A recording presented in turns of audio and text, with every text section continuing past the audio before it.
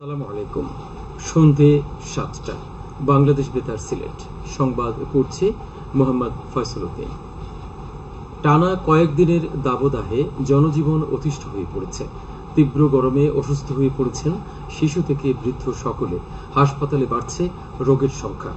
স্বাস্থ্য বিশেষজ্ঞরা এ সময় খুব প্রয়োজন না হলে বাইরে বের হতে নিষেধ করেছেন এবং বেশি করে পানি ও তরল জাতীয় খাবার খাওয়ার পরামর্শ দিয়েছেন।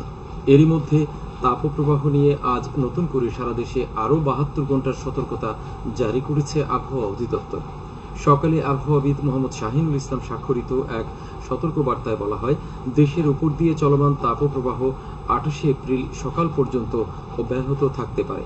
এই সময়ে জলীয় বাষ্পের আধিক্যের কারণে অস্বস্তি বৃদ্ধি পেতে পারে।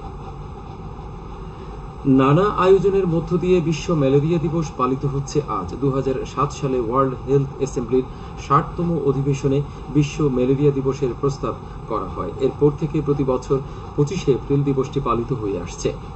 এর আগে ২০০১ সালে আফ্রিকায় এটি প্রথম পালন করা হয়। দিবসটি উপলক্ষে মৌলভীবাজারে আজ র্যালি ও আলোচনা সভা অনুষ্ঠিত হয়েছে। সকালে ২৫০ শয্যা বিশিষ্ট জেনারেল হাসপাতাল প্রাঙ্গণ থেকে র্যালিটি বের হয়।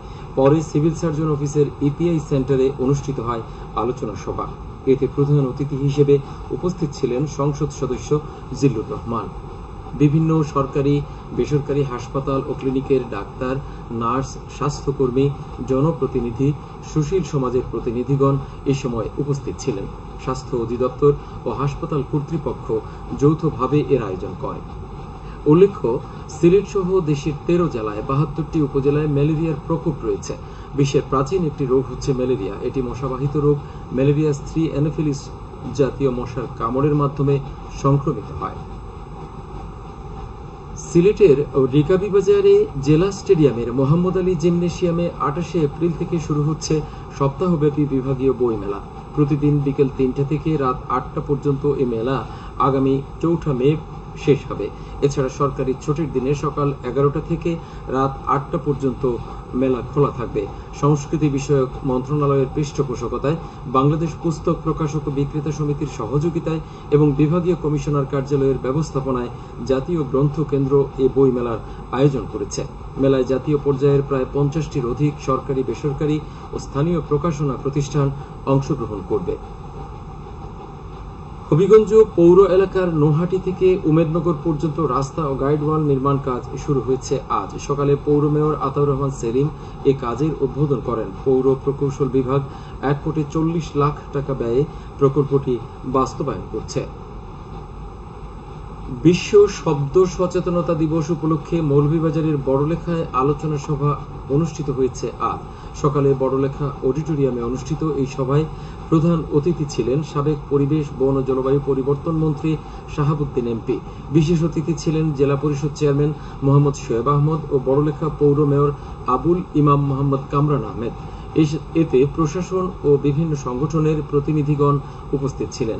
পরিবেশ অধিদপ্তর এর আয়োজন করে। হবিগঞ্জের লাখাই উপজেলায় ২০০০ কৃষকের মাঝে আউশ প্রণোদনা কর্মসূচির আওতায় ২৫ লাখ টাকার ধান, বীজ এবং রাসায়নিক সার বিতরণ করা হয়েছে। আজ বেলা ১২টায় উপজেলা পরিষদ মাঠে বিতরণ অনুষ্ঠানে প্রধান অতিথি ছিলেন সংসদ সদস্য অ্যাডভোকেট মোহাম্মদ আবু জাহিদ। অনুষ্ঠানে উপজেলা কৃষি সম্প্রসারণ অধিদপ্তরের পক্ষ থেকে প্রত্যেক কৃষককে ১০ কেজি ধানের বীজ এবং ২০ কেজি করে ২ রকমের রাসায়নিক সার প্রদান করা হয়।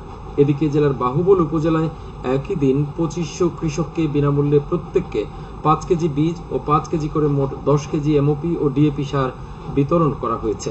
দুপুরে উপজেলা পরিষদ সভাকক্ষে এর উদ্বোধন করেন সংসদ সদস্য আমাতুল কিবরিয়া কেয়া চৌধুরী। এখন শুনুন কৃষি সংবাদ।